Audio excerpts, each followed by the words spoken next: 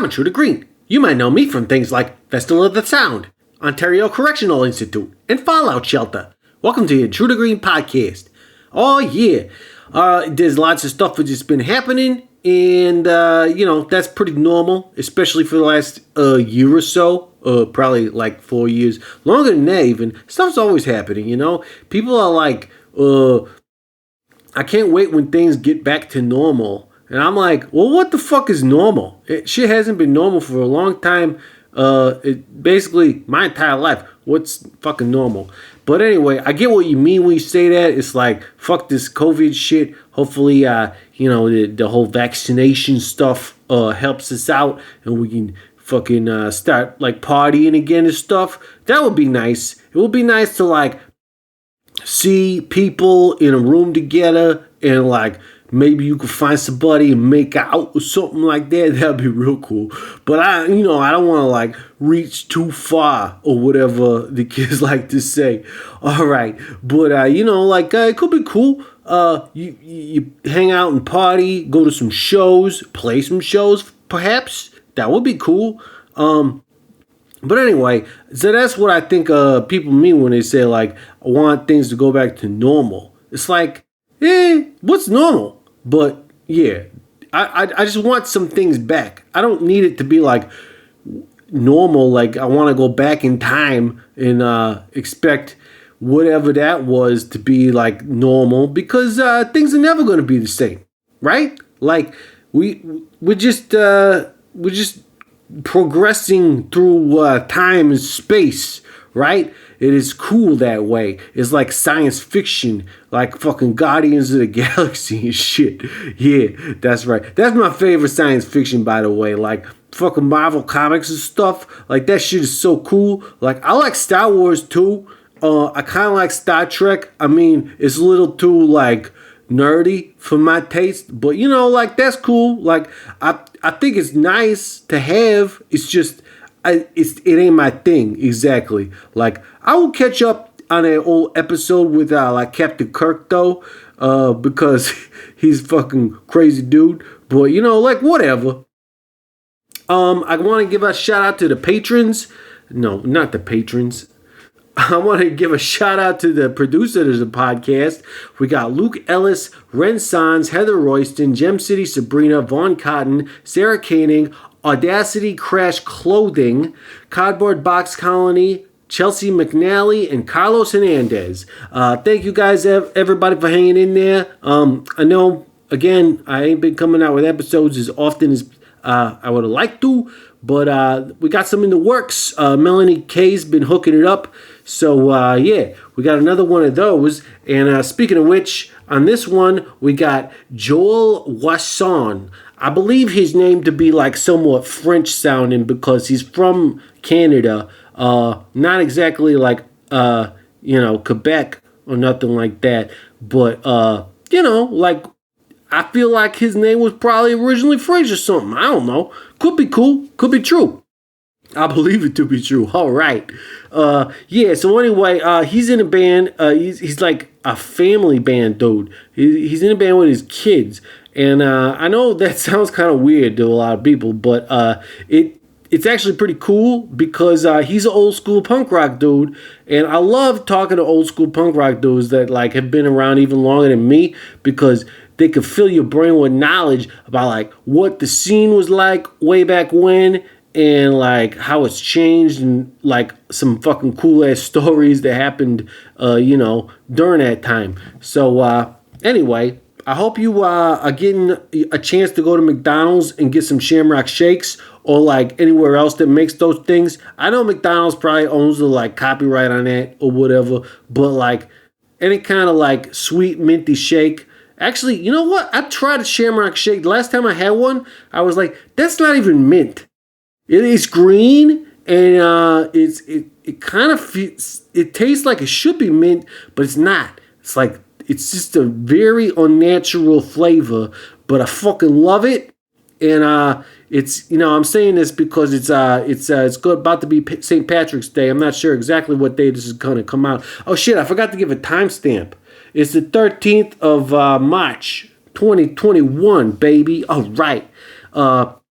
So yeah, St. Patrick's Day is coming up, and it could be a good time. But I hope you guys are all like, keeping your distance from each other and wearing your masks and all that stuff, and be good because it's like we almost got this thing beat, but leave it up to some assholes to be like, fuck it. And then they go out there and try to have a good time and they fuck it up for everybody. And then we lose anyway. It's like, you're in the last 4 minutes of the fucking fourth quarter of playing a football game or some shit. And like the team goes for an onside kick and you're like, I'm not supposed to catch the ball, but fuck it. We're partying here, so I'm going to go do it. And then you just drop it and the other team recovers it and then they fucking beat you. Yeah. Anyway, fucking St. Patrick's Day. Fucking without further ado, on with the show. Hello, this is a prepaid collect call from Intruder Green, an inmate at the Durham Correctional Institution. This call is subject to recording and monitoring. To accept charges, press 1.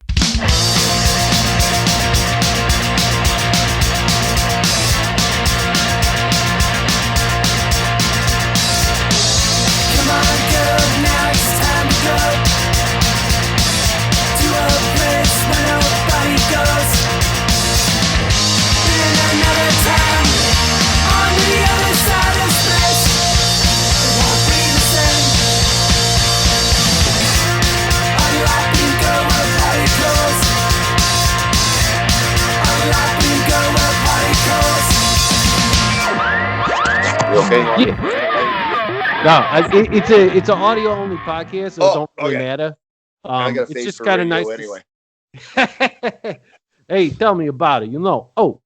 Hey. I'm actually very handsome. I know you're so good looking. You got to wear the mask. I get that's right. Though the mask enhances it. That's the trick. Exactly. That's the trick. You want to be made for TV. You got to wear the mask. People don't get that. I'm learning. Let me write this down. I'll get a pen and paper. It's right.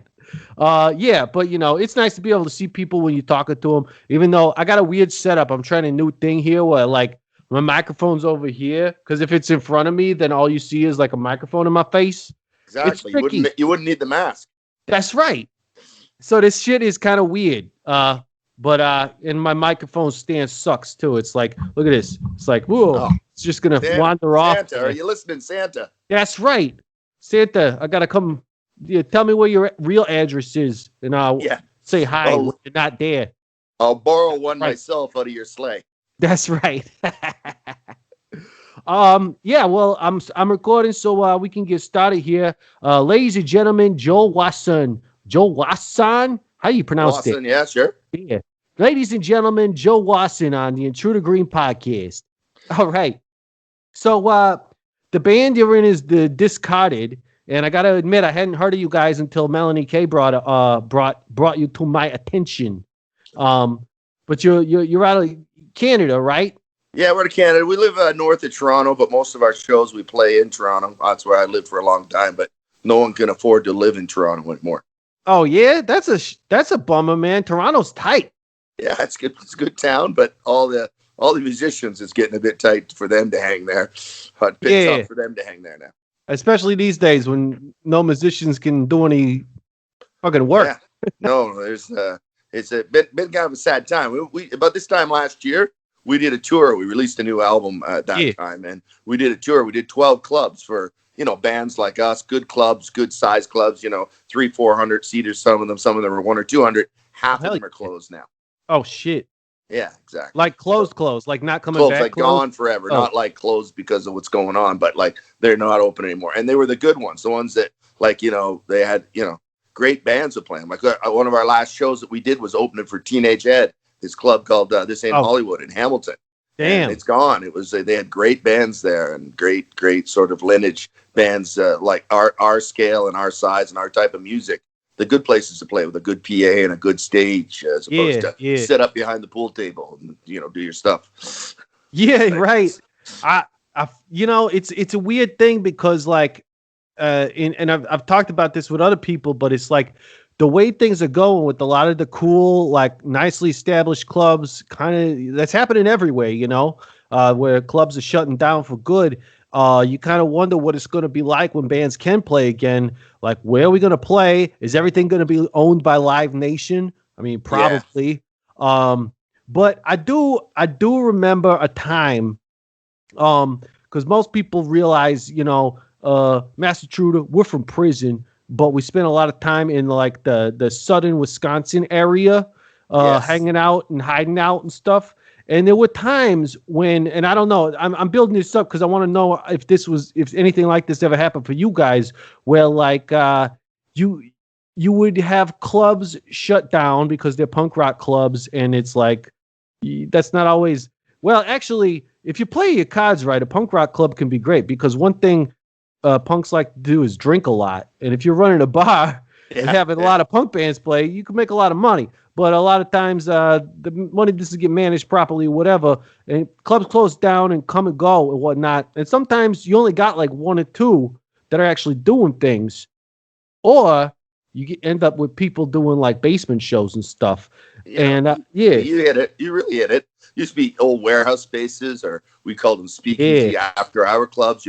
Just someone had a room, someone went in there, they threw a couple speakers, the band would come in and play until the cops shut it down or something. Same with punk clubs, like you said. Some of the best ones, burn hard, burn fast, and burn out in like, a year's time because that's right. It's a cool place, but it wasn't really a place that was allowed to have a club or it got a lot of heat came on it. The cops started, busting everyone for going there, being around it, or just made it a bad scene, and it just moved on. But like you say, after this is all over, things are gonna, live music will pop up, live music will happen. You want it to happen, like you say, you'll find a basement, you'll find a parking lot, you'll find a warehouse space, you'll find some spot where, and the word will get out, and people will come and listen to music. It's just unfortunate to see some of these, say, better clubs for music that does support punk rock going away. But like you say, they come and go, and hopefully new ones will come. Yeah, I mean they will, and I guess I'm almost looking at it positively because I have seen that happen where you bounce around and like sometimes the best club you got, like I remember there was this one club and it was like the guy who owned it was like a blues musician, but he couldn't make money like having blues shows at his club. But there were some punk kids who were like started booking shows there, and suddenly he was like, "Holy shit! Every time I book a punk show here, fucking all these dudes show up and they're drinking like crazy, and like I'm making tons of money." So it turned into like the punk club, even though the guy didn't give a shit about punk rock. Well, I think they just tend to look at their bar sales at the end of the night, and that determines the sort of music they like having at their club. Yeah, and we've had that too, where you'll see all ages shows and people will go play. And it'll be packed. And they go, "Oh, great show. And you go, "Oh, can we come back and play?" And they look at their bar sales and go, "Oh, I'm sorry, you didn't sell enough of those beers, so I don't know if you'll be coming back or not." Right? That happens too. But CBGB's, he wasn't into punk rock, but said, "Sure, that's right. You can have a night, right?" Case in point. It's like that's like the quintessential punk rock thing, I guess.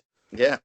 So, guys take a chance. They're not really, "Oh, it's not my genre. It's not what I'm into." They're like, "Yeah, you want to put on a freaking show? Put on a show." Hey, that's right. Cool. I'm into music, any music. Yeah, that's right. Yeah, and that's good and helpful. And I think we could end up seeing a lot more of that before there's like real, established clubs again. Because, like I said, Live Nation's cleaning up with all of this happening because they're the ones that are going to be able to stick it out.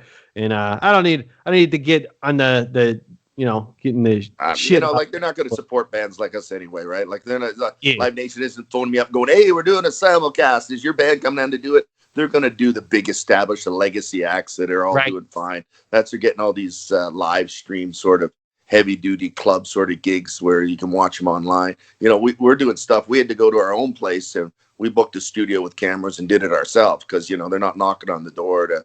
Yeah, but right. So like these places like Live Nation, great if you get to that level, but like a lot of us don't get to that level because no one gives you a foot up to that. There was a guy, he just had his birthday, Gary Top, bought the Ramones into Toronto for the first time, bought all the punk rock bands into Toronto for the first time.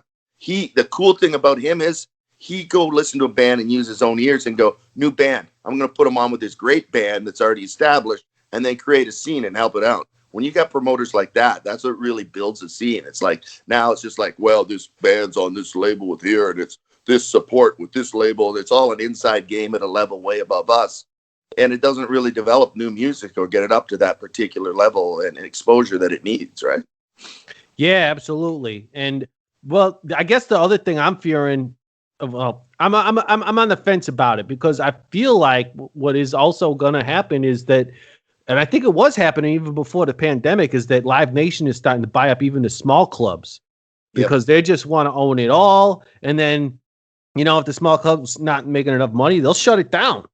And it's that same kind of like, it's the whole monopoly game, right? They just want it all. Well, they bought, there was a place called Embrace, which used to do more lower end punk rock shows, 500-person shows, 200-person shows. They owned a club called Velvet Underground, and Live Nation bought out Embrace. And then, Embrace would put us on a couple of shows, but we haven't seen that happening. I think they bought it up because they wanted a couple of venues to put their own shows in, but it would be great if there was more of a foresight that these large sort of things like Live Nation or Golden Voice or all these, whatever it is, wherever you are, would embrace supporting local acts, at least the first of three on, say, a bill to give them some exposure, give these bands that don't. And it used to be the way it was, pretty well up to about 92 where that sort of thing could happen. And then it got locked down after that. Yeah, I hear that. And you just mentioned it about you guys have been like keeping pretty busy throughout this pandemic stuff. Just recently, even doing this live streaming stuff you've been up to, right? Well, yeah. Well, we tried to do a live stream, but it's like a lot of times, like on the end of a phone like this, one angle. Yeah, it's not made to listen to punk rock bands. So we said, look, we want to at least sound half decent. We took it to a different level. We went into a studio. We recorded 3 sets in one day. We ran through, like, the first set was our first and second album. We released that in November. Second set was our albums that we released last year. We did an EP and an album. And then the third set was like an album we just recorded and brand new songs. And the idea was no overdubs, nothing. We're just going to go through. We're going to rock it out. And then we'll go, hey, at least half decently. You can hear what the drum set sounds like. And it sounds, sounds. You want it to sound, we're a pretty Ramonesy sounding type band, so it's not too tough with a 3-piece to go, boom, here it is, sort of thing. And then from that, we're gonna take a live album out of that of 15 songs that we like the best. Maybe lean it a bit more towards the ones we haven't put on albums before. Oh yeah, that's super cool. So yeah, go on. Well, I'm just saying we're pretty fortunate too because we're all related, so we could hang out and practice and do that stuff. And yeah, it's like with the quarantine rules, right? Yeah. That's good. So you're all related. It's like a family band? Yeah, I'm the dad. 2 other ones are the kids, right? Oh, nice. I got like the 21-year-old and 18-year-old on drums, and then me, the older punk rocker guy, going. I was originally a drummer in hardcore punk bands. Oh yeah. And then they were like, you got to be kind of the guitar player because I'm drumming in this, Dad. Yeah. So that's how it sort of went. So I've been playing. I played in hardcore bands starting about '84 all the way up through. All up through the 80s and stuff like that in Toronto, around that area, 90s, and played in punk bands and that. And then, got back together when they were old enough, and I always had instruments and said, we were just goofing around in the basement, and we kind of went, hey, we're not that, you guys are pretty damn good. In fact, they kind of surpassed me, and they're pretty, it doesn't really matter if we're related. We're just, you got to play really tight, you got to play really good. Yeah, for sure. Play heavy. No one's going to give a shit if we're related. Or Dad's going to kick you out of the band. Well, more like they're better than me. They're probably kicking me out of the band. Yeah, I suppose. So I'll be discard dad, I guess, after this. Shit. Yeah, that's good. Yeah, it's kind of cool to relate to them on a different level, right? Than just being the dad and go, hey, being a band's cool. It's like being your own criminal gang, right? That's Except, right. You make music, and then so that's the whole thing. So we're together making our own music together and going out there and doing some heavy stuff. And the people go, is it tough being in a band together? I go, well, not really. We already know how to hang out, right? We already did shit where we traveled together, so it's not the same thing as when you have to get in with a bunch of other guys. Some guys likely to kill the other guy just because it's the first time I got to be in a damn vehicle with them for 4 hours. Right, and you guys probably got the hierarchy thing all figured out. Like yeah, it changes. The kids are like, Dad's such a prima donna, and you're like, I'm your dad. Shut the fuck up. Yeah, pretty much. Yeah. Shut up. I brought you. I gave you life. I'm paying for this shit now. There you go. They give me a harder time probably than anyone. Because, you got 3 people in a band. What do you do after a show? You tell when the other guy fucked up. Hey, you screwed up that third song. You went to the wrong chord there. You didn't go there. you're useless. It's your song. Don't you remember? You fucking getting Alzheimer's or something? They're like, they don't pull back. They say what they want. So that's good. I laugh. I kind of laugh, right? But there is a hierarchy in the sense of the driver gets to pick the music, and you better not pick shitty music, right? There you go. All right. Yeah. So how long? All right. Well, go ahead. I'm not sure exactly where I want to start here, because I want to talk about when the band started, and I want to talk about when you started, because you said you've been playing since the late 80s, basically. Well, I started in the 70s, I guess, when I was a teenager, right? Yeah. So late 70s, right? I got into, went out being into the heavier rock, into being into punk rock, and discovered the Ramones. I love the Who and all the other, if it rocked, right? Yeah. And then I was in a band when I was in high school called Kids, which is sort of really, we did a whole bunch of Ramones. We were totally into the Ramones, right? We did like punk rock and run our own punk rock songs. And then I started a band called Creative Zero. We moved up to Toronto, and from the little town I was in outside of Toronto, and we were in the kind of like the Toronto hardcore scene at that time. And you played with bands like DOA and TSOL and any other bands, 7 Seconds and any other bands that were kind of traveling through. That scene was very good to be able to play and open for bands like that. And then those people kind of, after the hardcore scene, you went off, they called it alternative rock at that point. And some of you were heavier and some of you were artier. We were up more on the heavier punk side and played shows up until like the later 90s, mid 90s there. Started a family, and then did that a bit more for, 10, 15 years. Cause I guess they didn't want to sleep on a van or on the floor. If you have kids, it wasn't really their choice. They can make that choice later. But now they made the choice, right? Now they made the choice. Yeah. So then about 2016, I'd been married for about 20 years, and we separated, we divorced. The kids ended up living with me, especially the two older ones. I said, well, let's do something positive. Let's start a band. Let's make music. I'll show you what it was like when I was a kid and what I used to do when I was a teenager. So we'll make up songs. We'll be a punk band.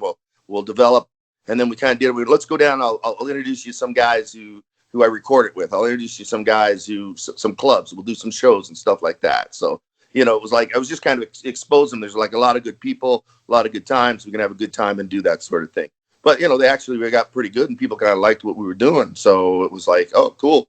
And we did this sort of recording, thinking, oh, that'll just be for fun. And then we listened to it and went, oh, that's pretty damn good. And then this other guy heard it, and he gave us a show opening for a band called the Sonics, which is like this garage rock band from the 60s, like a seminal garage rock band, Psycho and all those sort of ones. So we did this huge show playing for them, and sort of just rolled from there. And it just got to the point where we lived together. They got real excited about playing and being their third show or fourth show was in front of like 900 people. Holy shit. Yeah. Oh, guys, it's all downhill, guys. We peak. We'll just be playing for beer tickets 20 years from now. So I hope you want to know what you got at this particular point. So we did that, and we just because we lived together, we could practice all the time. It was just downstairs, right? And we'd go downstairs and blast down a set for an hour, write new songs, do new songs. So we're always like an album ahead of writing of songs that we did. And then we started, being more collaborative in our writing. At first it was me going, here's a song I probably think you'll know. And then I also had all these songs that I'd written from when I was younger. So every so often we're stuck, they'll go, hey, Dad, what about this song that they'd heard ever since they were born, sort of thing. We go, sure, yeah, it's my song, let's do it. So we ended up doing we've been doing about an album a year since we started. Wow. And so and even right now, we got an album we finished during this lockdown that we're releasing probably end of next year. And we want this live album that we want to put out. So we did that. And we have a whole nother album that we have of songs that we're currently just sort of rehearsing and doing right now. Are you just doing that all at home? Like you got a home studio and stuff? At home that we record on, but we tend to go into a real studio just because, I want someone with an ear to mix it and do it and not be like doing everything. It's good to have maybe a little outside. Oh, for sure. Yeah. In that regard. So that way we just concentrate on playing and that sort of thing. Like even, we did straight up sort of punk rock albums. Our last album that we just finished is kind of a weird one. We were like, since we had all this time, we did this weird concept album where we're actually pretending to be another band. So that's, we all right. Like a specific other band or like, we're called this fictional band called the Get-Go's. And it's about these two buddies who met in high school. Shit. And the one guy gets a big head and wants to be a pop star. And the other one's, screw you, I want to be a punk rocker. and then they end up, the rise and fall of this fictional band. Right? Yeah, you're doing like some rise and fall of Exactly. Ziggy Stardust shit right there. Exactly. It's like that's if awesome. the Ramones did Ziggy Stardust, it's pretty well worked out. Shit. The one guy goes off to be a big-headed guy who wants to be a teeny bopper sensation. The rest of the band goes, screw you, we're going to still play some punk rock and stay true to our roots and talk about shit we want to talk about. And then kick him out of the band. All right. So is there? Well, no. I guess I got to listen to the album to see if there's like a story arc. There is a total story arc in it. Yeah. There is or there is? Yeah, there's total. Total story arc. Starts about this band and then get more.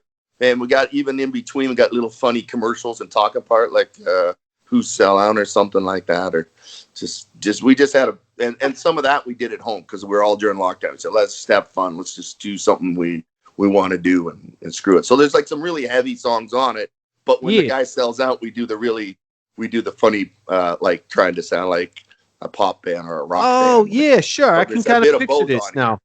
Yeah. So there's like the heavy songs that we do, but then there's other ones there where the guy gets taken over by the label, and we even got a horn section playing on it and a girl singing back up and stuff like that, right? Like, and the guitars aren't as heavy, and then when the band kicks them out, the big heavy guitars come back again. Oh right? God. This sounds great. Like, so this is out, or this is the new thing? No, we just finished it, actually. Okay. We finished that actually just about a month ago. We did the recording for over a year. Wow. And then, like, the other thing we did was, since we were doing this silly thing, we decided to do, like, we got some really heavy sort of tunes that are just, like, straight up kick-ass rock and roll tunes that we got for our next album that we're going to record. So we got a bit of a backlog. Like I said, we're going to put out this live album. We're going to put out these live sets. That's what we're concentrating on right now. And after that particular point, you'll see us like that one that I just told you about. We're actually going to end up doing an animated sort of video to it as opposed to it being us, because it's not us, right? And we'll just put it out like that, and then just put on a straight one. Well, here we are back doing our kick-ass rock and roll thing, punk rock and roll. As long as it's got a little grit and it fucking kicks ass, we're pretty kind of into it. Yeah, like I don't know. There's that whole discussion about like what's punk and what's rock and roll, and I'm like, who cares? Who cares? If it moves you, fucking that's what it is, right? That's right. And that's kind of where we're at there. Like, I guess because now it's if someone goes, we play shows and I play in hardcore bands. I play, faster than humanly possible. Like, just do kick ass double time. Like, fuck yeah, I can do that.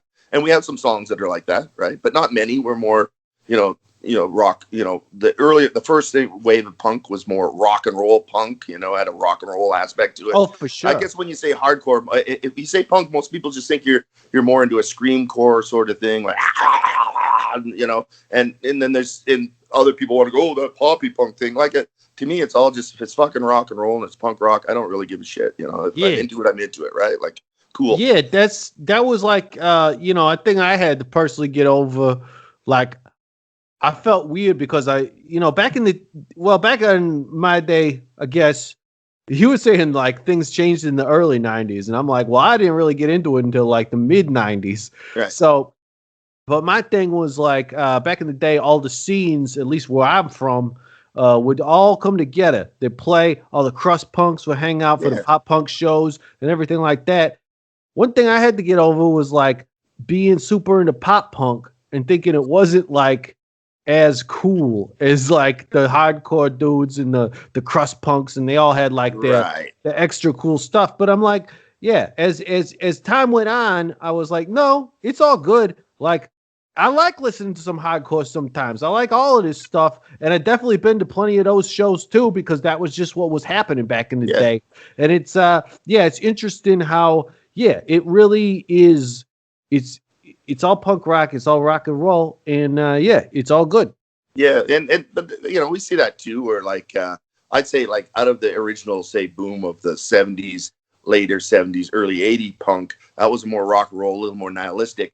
I got into it about, say, 83, 84 in Toronto, where it got to be a skater punk thing. The Descendants came in, that whole first wave. Sure. So that happened. And then people got mad at that you had to be like, rah, rah. It's like, okay, so you want to growl, you want to be more heavy metal, you want to be more deathcore in your vocals, cool. but that guy can sing, so let's be down on him because he's singing, right? Like, it's just whatever you're bringing to it.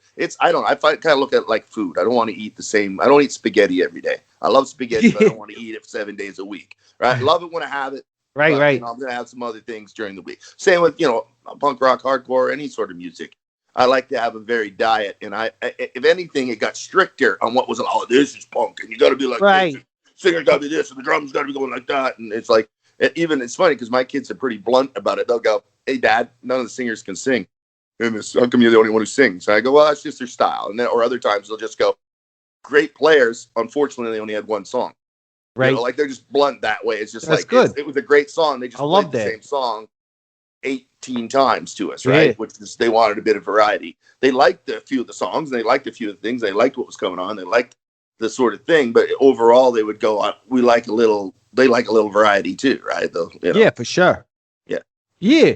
Well, and I think that, punk rock definitely also kind of lends itself to that because it's supposed to be like anti-establishment. And once you're the new cool thing, yeah. But then again, once you're the new cool thing, I can understand why the punk rockers are like, well, fuck that. Like they're blowing up. They're like the cool, the new kids on the block. Well, that band was great, but I won't talk about them. They're like the new thing, and everybody Green Day got popular. Everyone got really down on them because it's all loud, blah blah blah blah blah. Well, the Blink 182. That's why power pop punk gets such a bad name because that got really popular, right? Right. And so everyone shit upon it. And it's just like whatever, fucking that guy was into Green Day before he got into this punk rock, and I'm like, I don't care how he got there.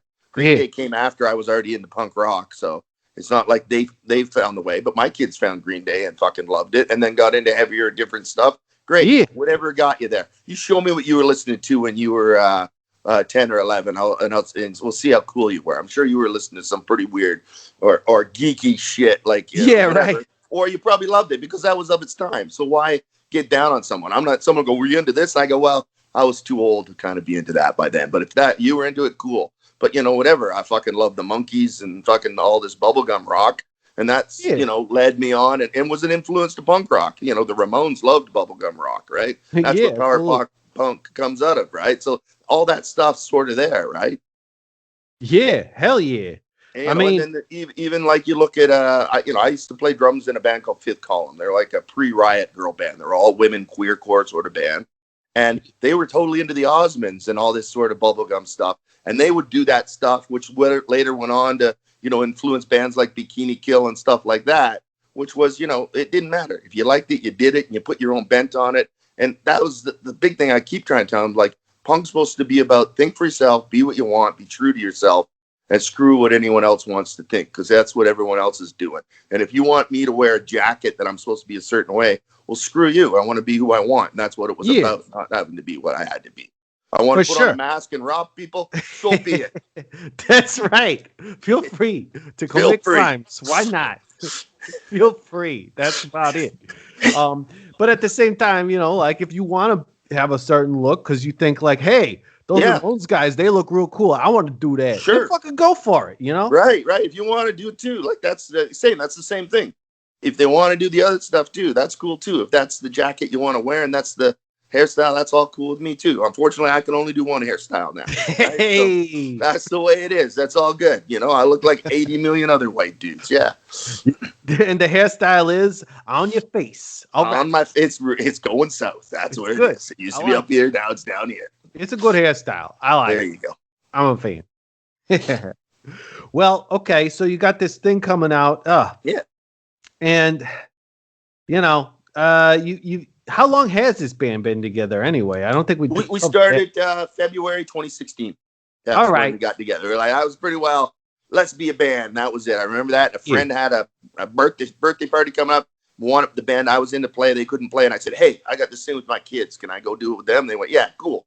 So that's when it started, and it just took off from there. So since February 2016, we put out 3 full-length albums, an EP. Now we got coming out with these 3 live sets and a live album, and we got another album in the can ready to come out as well. So we love just making music and putting shit out. That's amazing. And now the kids, they're just doing this band, or are they like branching out with other Well, kids and stuff? I said go out, find some friends, and do some stuff. Like one of the drummer guy will get his buddies over and jam occasionally, but Sure. We practice like 2-3 times, or we used to practice 2-3 times a week. We played 25, 26 shows last year. We've done probably 100 shows in 4 years.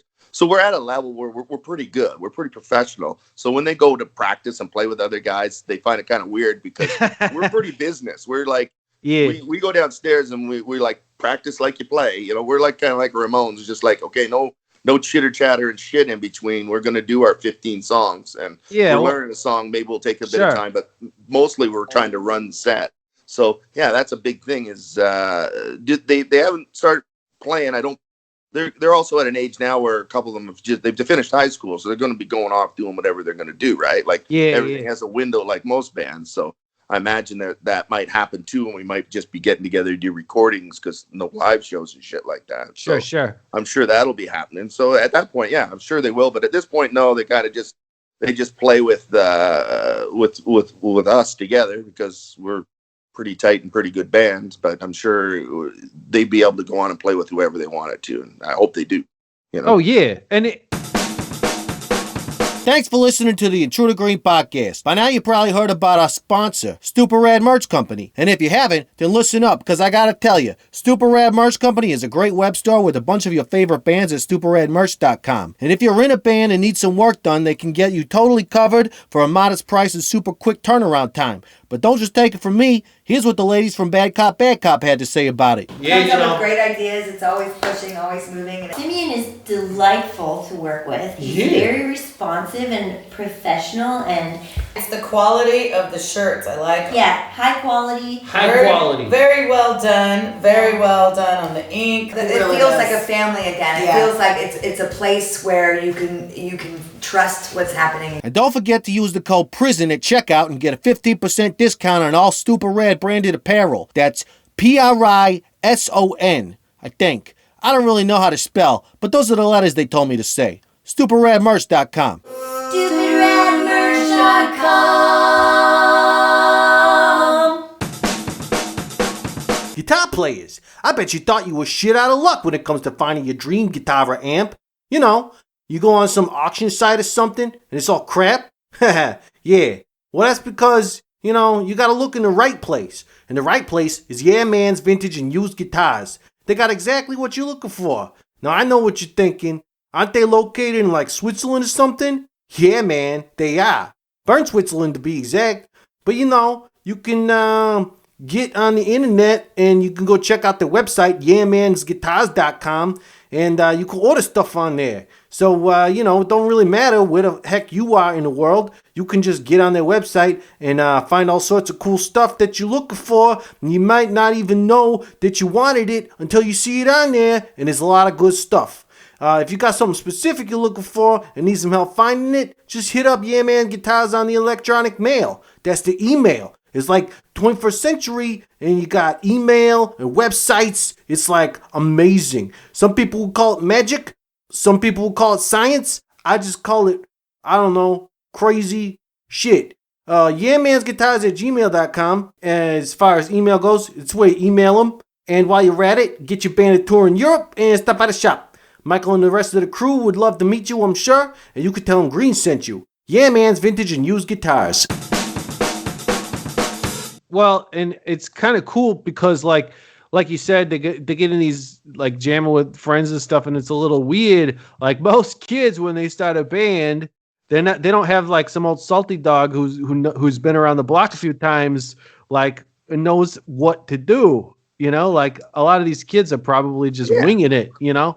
Yeah. But you kids, they know what's going up because they got you in their back pocket telling them like, here's how it works. Well, you know, and they know how to go to a club, set up, put the mics on the things, tear the stuff down, do the merch, like all that sort of thing about a do-it-yourself band. You know, like we're in this together. We got no roadies. We're moving the shit. We gotta make sure that we count all the stuff, make sure the stuff gets back in the van, make sure we're all ready to go. Like they're pros at this point, right? Which is kind of funny because we'll get on stage with some guys and they'll be like older guys who haven't really played that much. Yeah. And we'll be ready to go in 5-10 minutes and we're waiting for them, the guy to unplug his guitar 15 minutes after the show, and we're going, oh yeah, show, love man. that stuff. There's 5 of us on the bill. You got 10 minutes to strike your shit, and we're going to be playing in 5 or 10 minutes.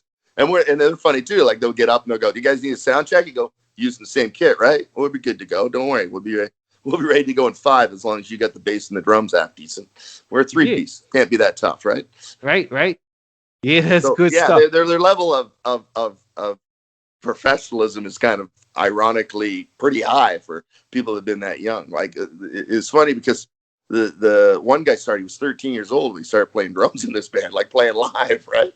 Now he's like 18 5 years later. So it's like he goes into music class and it's just like, his friends are like, this guy's been playing drums everywhere all the time. He's like, he can be like John Bonham when you want him to, right? And the teacher's just like, "Will you play jazz?" I'm sorry, I got a gig that night. I got to go play an hour away. I can't be in the school. No, band, I got to actually do the real thing, right? Yeah, I got to go do the real thing. And then the other guy, no one believed him, right? And I was like, "Oh, I'm going to go see a band at this club." And he's like, "Oh, I played there last month." He goes, "No, you didn't." Goes, "Yeah, I actually did. I'm in a band. I went and played that place." Yeah.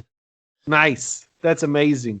Yeah. I mean, yeah, that's super cool because yeah, I'm sure a lot of kids, their only exposure is to playing is through school. Or if they're in a high school band, they're probably not playing clubs. They're playing whatever high school bands play. I don't know. Basements, parties. Yeah. I mean, you keep doing that after high school too, hopefully. Yeah. It's cool. Like nothing wrong with that. We played some bands who were totally high school bands who came out and like it's kind of interesting that it's just kind of weird when they go into a club because usually half the time it'd be cool if there was more all ages shit going on where people could go in and watch at times. It's always the struggle. Yeah. Like to me, I'm more like, I don't really give a shit if there's a beer and people are drinking, don't drink. Like if they drink, they drink and cool. Like you see in Europe, like there'll be beer gardens and there'll be a sandbox for the kids playing. So the parents are sitting there drinking while the kids playing in the sandbox. There's not that big, like, "Oh my God, there's alcohol around. Somebody's underage." Fuck, you just put a band on them or an X on their wrist or on their back of their hand. And, like Caden was always young. The drummer in our band, we always had to go through that shit. Look, he's not going to drink. You put an X on his hand. You introduce him to the bartender. These are the rules here in this province instead of a state of what you're allowed to do. But you'd have people who like, he's allowed to come in the show, go on stage, play. Look at this one lady go, he has to go sit out in the car. And I go, "Lady, it's January. It's minus 20, 30 degrees. You're telling me I got to put this 14-year-old to sit in a freezing cold car?" I go, "You got a dog?" She goes, "Yeah." I go, "Would you do that to your dog?" "No, but you do it to a human, right? Is that what you're telling me?" Yeah, right. Okay, I'll go sit out in the van with my kid and keep it running so he doesn't freeze to death. You call us in for all these people who are here to see us when we go to play. We played a little bit more angry that night, actually. Yeah, that's right. So we were a bit pissed that she was being just such it was like, he's going to sit backstage. You know who he is. He's not trying to drink. It's allowed under the laws of this. Like, "I'm in charge of the club." "Sure, lady. Okay, you're in charge of the club. Great. Yeah. Glad you enjoy your power trip. We'll be on the car." And at the end, she liked the band. She goes, "Oh, you guys are pretty good. You'll be coming back. We'll have you back here." And we're like, "Yeah, well, maybe not. We'll see about maybe we'll go someplace where they don't treat us like shit." Yeah, that's right. Yeah. Fuck.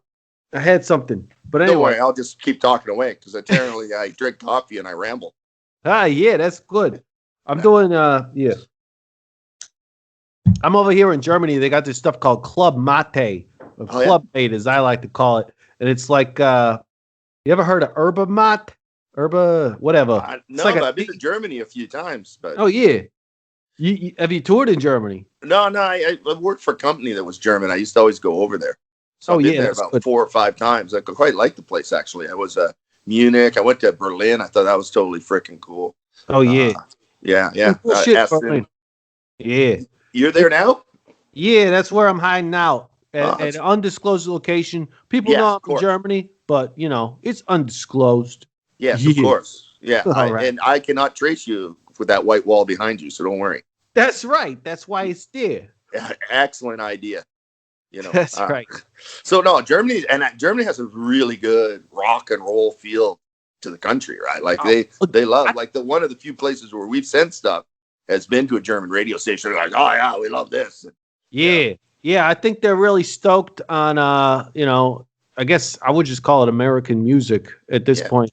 Or like, I think Europe in general, though, like there's some cool shit going on in the Netherlands. We got some friends there, and like Europe has a pretty cool like punk rock scene going on. Well, they'll listen to music that has distorted guitars and real drums. They're not looking for the crap that pop hits and like they'll listen to that stuff. There's all that Euro disco stuff, but they have got a really metal punk rock edge to them as far as music they like.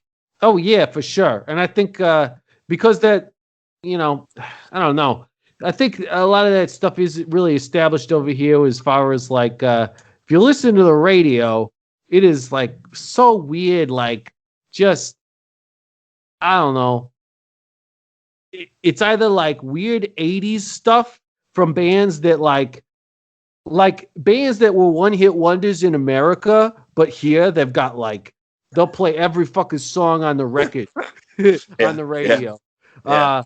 And stuff, and I know people, and they're like, "Oh yeah, this band is so great," and I'm like, I mean, yeah, that one song that I've heard way too many times was pretty good for a minute, and they're like, "No, they're coming to play here, and they're gonna pack the whole stadium," and I'm like, seriously? It's amazing how that shit like blows up one place, and people could care less than another. And there's even bands like there's some Canadian bands like I'll say I probably don't know him. There's a guy called Danko Jones, which is I love Danko Jones. Yeah, he's got a huge following in Europe and Germany, et cetera, et cetera. Yeah, but nothing in the States, right? Yeah, that's fucked up. I remember he actually came through town when I was there. Played at a club, a decent sized club. Yeah. But unfortunately, I couldn't see the show for some reason, and I was real bummed. But it's like a once in a lifetime opportunity to see Danko Jones play in America. But apparently he's huge elsewhere.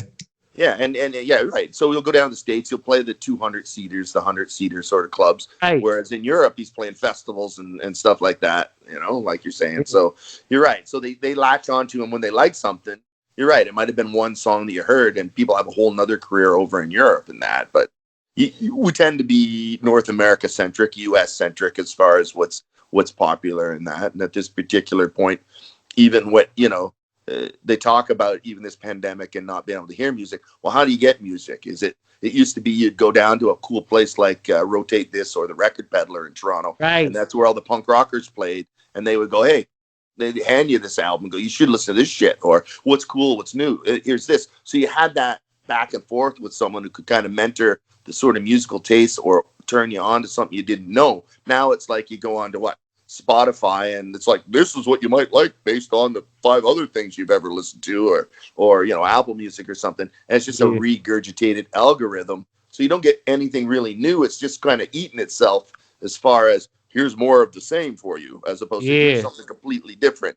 Nor will it push anything that's going to change and go, this may be a changer for you here, right? Like, how do you get exposed to new music? How do you get exposed to new books? How do you get exposed to new movies if it's all just going through the same sort of algorithms or the same sort of media platforms, right? So that's a weird shit. How do you hear new music? How does new music get there? It's like the phone book. There's a million phone numbers, but I'm not phoning them all. I got to have someone point me to it. And it's a few phone numbers, right?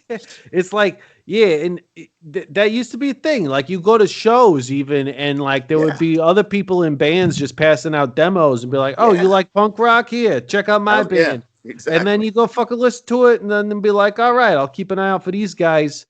And that, as far as I know, that shit don't really happen anymore. And it is all on the internet. There's places you can get it, like Bandcamp is pretty cool, and but I don't know. You gotta be willing to search for it. Yeah, you gotta be willing to search for it now. It's a little bit. It's weird because it's harder to. It almost seems like it's harder for bands to come to people now because there's just so much. Everything's so easily accessed. It's like that's precisely it. It's hard to push. They want you to build something to a certain extent before they want it to be exposed on a Live Nation front, but. How do you get it exposed? Are you good at hyping or are you good at music? And you're right. Everyone and his dog can be in a band now, right? And, and make something and put it out. But how do you know what rises? Is it, there's some people with ears who listen And I talked about a guy named Gary Top who brought the Ramones and these other bands. He didn't care. He just listened with his ears. He'd go, I like that. I'm gonna bring that band in and I'm gonna promote and that's good. As opposed to someone going, the hype about this. And I get that where we do interviews and my kids would do it. And they turn to me after and goes, for being in the music business, we certainly talk very little about music, right? We talk a lot about the hype and we talk about this and they talk about us being a fan. But they never, the bass player would get excited when someone would go, what about your latest album, your latest song, and what instrument do you play? And, what sort of, that sort of stuff. And then you get musicians talk with one another and about stuff that kind of excites them and got into it, what sort of music they're into and all that, talking about the music, talking about the songs, talking about the gear that you use. But now it's just like, well, this band's hype because, this many people like them here and they have this many followers here and da-da-da-da. It's like, okay, all right. So, yeah, I think they nominated Milli Vanilli for an album of the year and they didn't even sing on it based on hype, did they not? Yeah, I believe that to be true. And the cool dreadlocks, so let's not really discount the look. Oh, yeah, they looked great. They look fantastic, That's the big thing. It's like, hey, how you get done with the show, you're like, hey, how'd we do? And you go, you looked great. All right. Great. Which is cool. It's always good to be able to do them. But even now, like a modern rock show, you go see these huge rock shows, or I don't, but if you did, they throw a music soundtrack into it, but it's mostly dancing and spectacle and I'm sure. And costume changes, which is cool. And it takes a certain amount of talent to do that sort of thing. I'm just more into the more visceral standing, up near the front of a stage and watching some guy sweat and or some woman sweat as they play the rock and roll tune. And what I do love about a rock show, that person's right beside me. We're all feeling the same vibe. We're all into the same music. It's coming at me from all sides. I can look at what I want to look at. I can stare at the drummer and go, oh, that's what they're freaking playing. That's cool. I can't see that on a record. Watching the technique see that when a camera's pointed at the singer the whole time, right? Yeah. And you're checking out the technique and whatnot. And then I feel like when they're sweating and they're really banging it out, it's almost like the sweat is like their soul and they're just blasting it at you and everybody's feeling it sometimes not. Sometimes the show ain't so good, but you got to expect that too. And then at least you have a good time because you're out doing a thing.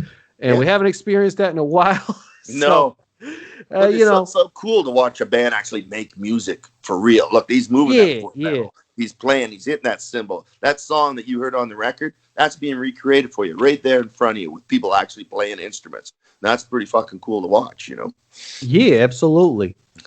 So you guys got anything? You did the live shows. You got the new album coming out. Are you doing any more live shows or anything with everything's shut down. It's getting worse. Not that you're doing live shows, but the pre-recorded live shows, right? I see. We'll get this done. We got another one that we want to release next month in January. And like I said, I'm going to take these and work up by later March, April, putting them out. If that's the way it is and that's the way it's got to be, then I would probably have to do this again if I can't make another live show. Then I'll probably turn my attention back to that recording that we finished. That behind the scene, get it made and get it released, and maybe hopefully by that time, I'm hoping by September or October, maybe I'll be able to do a release to that, or earlier next year and do a bigger release of that sort of thing where we get to actually play at a club and welcome back. Just there's going to also be, like you said, there's going to be a big backlog of people going, me first, book me at your club. Oh yeah, doing, right? I mean, there's already people booking shows for the next 2 years because they're so behind. It's going to be weird. Maybe this is the way we got to do it if someone's going to see us and we'll have to do some event like that. I haven't really thought about it. You want the truth? I'll be honest with you. I haven't really thought about it. So I got a lot going on right now. I got a lot foreseeably going on. If anything, I might want to just go back in the studio in August, we're thinking, and record this next album. Or started at least, because I think one of the guys, the drummer, might be going off to college, so in the fall, so I might need to have something to be working on while he's doing that, right? Sure. Yeah. Well, it's good to hear that you've got a lot going on, because apparently a lot of people don't. Because from what I'm hearing, lockdown, I'm so bored. All I do is stay home. I'm like, I gotta boost some shit to sell on eBay so I can fucking keep the lights on and stuff, you know? I don't know how people are not getting by, but it's good that you are, and it's good that you're able to keep going with the music and everything and stay busy. I've been busy as hell. So I don't know like how people cannot be. Yeah. Well, I guess it's the other thing. Hopefully, some bands are just probably going to go away because they had that 1-2 year break before they could get back, and people went on with different lives, or people just said screw it, or people, I don't know. I make music because I'm into music, and I always make music. So whether or not I become, the biggest thing of anything, it's not really what's been motivating me to keep going. There's some people that are like, oh, I'm going to be popular, and that one band didn't work out, and they were like, screw it, I don't play music anymore. I go, well, then you didn't like playing music, you like to be popular.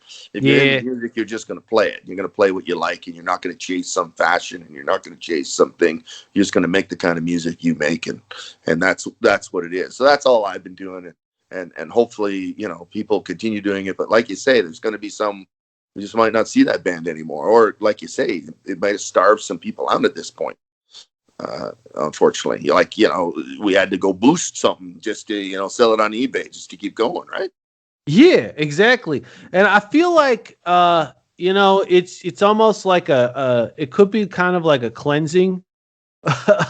As fucked up as that kind of sounds, but like there's going to be a lot of bands that probably could have been cool that are going to just die off.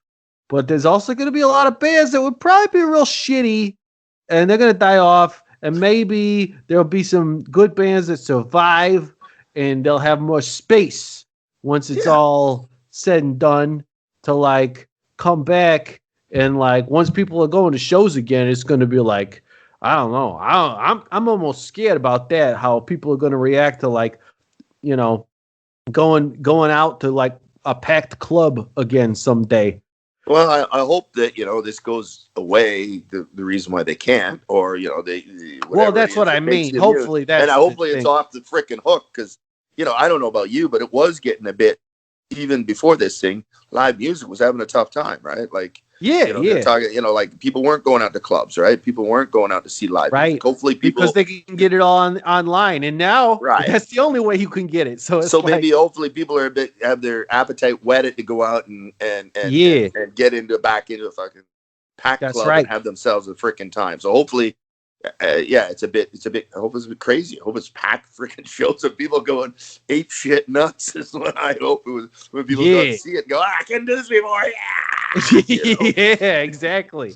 I mean, I'm hoping for that. I'm thinking that's kind of what it's going to be like, which is also why I'm kind of scared, because I'm like, oh shit, are we going to get like mugged the first time we play a show again? I don't know. Well, you guys are the criminals.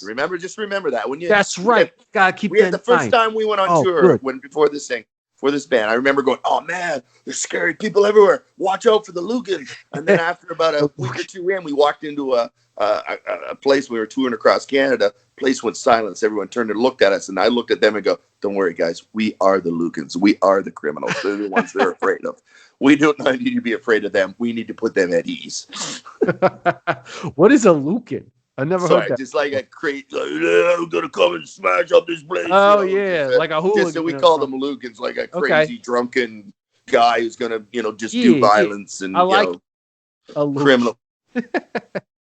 The crazy I don't know Lugans. if that's like a Canadian thing or what. Yeah, I guess maybe it's a colloquial expression there that you're now familiar with. Yes, that's right. A colloquial. Yeah, that's right. A good word. Good word. Lugan. Right. I like it. Yeah, I don't know. So I got one more question to ask of you, and I hope, I don't know. I think I'll let you know about this ahead of time. I try to do that. Sometimes I forget. But crime stories, do you got any? Okay. So, yeah, I'm probably past my criming days. Nor was I ever really a big crimer. I was more like a, smoke pot, peace, love sort of guy. Oh, that's criminal. Yeah, it used to be. The crime was there. Not anymore in Canada. But yeah, we like to smoke when we were younger. But I guess our biggest crime. I remember one time we went into this place. We were going to this deli, and we were going to pick up some meat. We walked in. It was about 2 or 3 in the afternoon, and then we walked in. Me and my buddy we lived with. We were broke, poor sort of guys, right? Musician guys, and it was just like, "Hello, we're here about this." No answer. Hello, we're looking outside the door. We're like, no one in the place, absolutely empty, and we're sitting there going, "Hey, we're here to buy some, some smoked meat sandwich, right? We want to get something. We're hungry. Hello, hello." We're calling out. We're looking out. We're calling out the door. No one. So finally, my roommate who's with me going, "Screw this." He goes behind the counter, loads up on a bunch of meat, and goes, "We're eating for the week. Let's go." Hell yeah. It was just like, well, we tried to buy something. No one's here. We might as well eat. We're poor. That's right. You got to do what you got to do, yeah, I love it. That's good. And besides that, just, smoking and trying not to get caught when it wasn't illegal, and fortunately that happened too. So yeah, I like to say that's when it was cool. Yeah, because now that it's legal, it's not as cool. Yeah. I mean, kind of weird. It's kind of weird. It's like, it's like it's if anything, it is kind of more tight about it. That like, oh, you're allowed to smoke here, not allowed to smoke here, not allowed to smoke here. But it's like, oh fuck, it used to be able, you could smoke in clubs like cigarettes, and you can't smoke in Canada cigarettes in clubs, so then no one could smoke pot in clubs. So it'd be like, the dressing room was like a Cheech and Chong movie at one particular point. Now it's just like, I gotta sneak out back if I want to do this. Oh, look at all those poor people. They're all sharing one cigarette. No, but that was probably the most criminal. And then occasionally cops would come up and pop someone, or, standing outside a club, or, an open beer or something stupid like that. But a lot of the time it was just like, nothing. It was a plant, or it's a beer. No one was really doing anything that weird or crazy. It doesn't matter if he was drinking a beverage of liquid that had alcohol in it, or he was smoking some dried leaves of a plant, in the grand scheme of things. Yes, it was illegal, but was it really illegal? Right.